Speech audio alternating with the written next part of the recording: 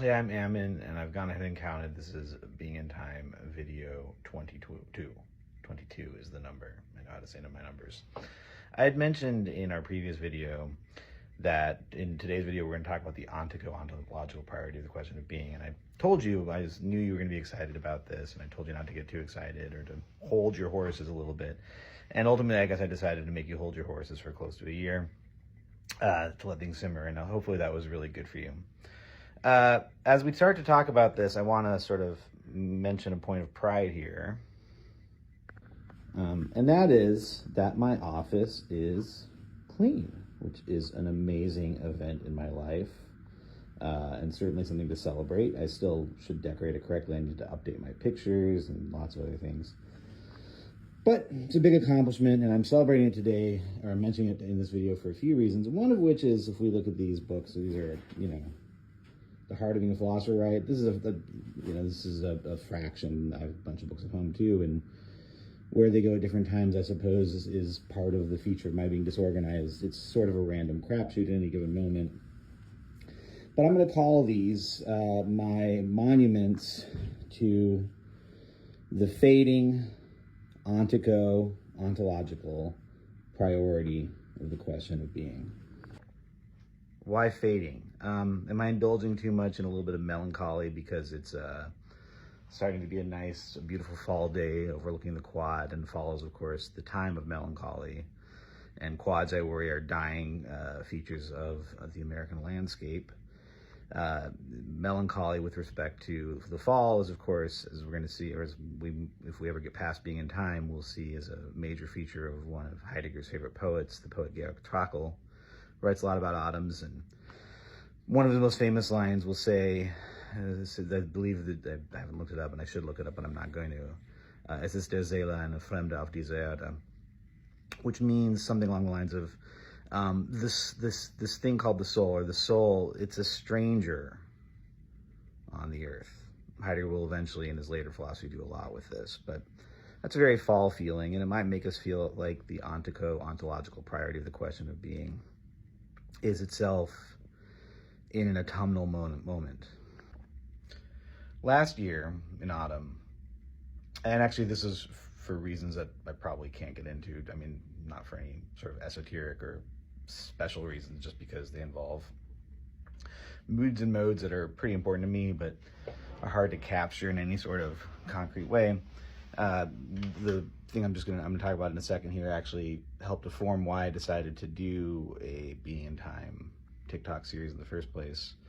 I was at a conference and I heard a philosopher who I respect a good deal, He was not in any way somebody who I think respects or likes Heidegger. It's a different story. Talk about the question of these sort of monuments to the ontological priority of the question of being, and wonder why philosophers weren't doing more to be embedded in the world and, for example, getting involved in mulch management. To which, to my mind, and I get this as flippant and I'd have to cash it a lot more, part of the answer is, well, because there are people who are a lot better at mulch management than me, which is not to diminish the importance of mulch management. Generally speaking, I think we're at a time in American history, we're at a time maybe in world history, where after a long expansion of higher education, a contraction that's been going on for a while might be reaching something like a terminal phase. Not terminal, but certainly in a way that's going to greatly reshape what the university is. And so, a lot of folks, and myself included, are constantly, therefore, wondering about what we might think about as the crisis in the academy, or the crisis in the university, or the crisis in higher ed. These things I've actually written about and spoken about. These are things that, in a very different context, our friend Martin Heidegger will get involved in the 30s, and we're not going to be super proud of how he does that. It's going to be, again, as I've mentioned a few times, tied to his brief formal involvement, but also probably longer sympathy towards National Socialism. But something that gets bandied about a lot these days is this notion that the university, that philosophy has to be relevant to our everyday lives. And I think that's super important. In fact, the discipline of phenomenology, and especially Heidegger's version of it, will be one of the places where, within the philosophical tradition, that people will go to make this argument. Another one being the American tradition of pragmatism, which are closely related. A philosopher named Hubert Dreyfus, who was a professor at Berkeley, is one of my advisors to call him California Heidegger, which, since I went to school in Philadelphia, is maybe not a compliment. Very much tried to wed this approach together, and it's one of the most common ways in which you'll see Heidegger approached in the United States. And there's a lot to it. My biggest concern about these sort of discussions of relevance, however, is that they really narrow down what is relevant to us and why. Why did I decide to use TikTok to do this? I don't know. There's a lot of reasons for that. Again, a lot of it was whim. But one thing that I will say about TikTok and about social media and about any of this churn of material that we nowadays just simply call content is that it demonstrates the huge variety of things in which we take interest. And pretending to know in advance which of this huge variety of things is the thing that will count as relevant, well, I would say it was woefully arbitrary, but in actual fact, it's not arbitrary. It's actually usually dictated by various corporate and political structures who have a very strong interest in foreclosing what kinds of things we take interest in, because they mostly want us to take interest in the most narrow, boring, meaningless conception of productivity, which doesn't even benefit us. That's the claim we're sold, but benefits their bottom line.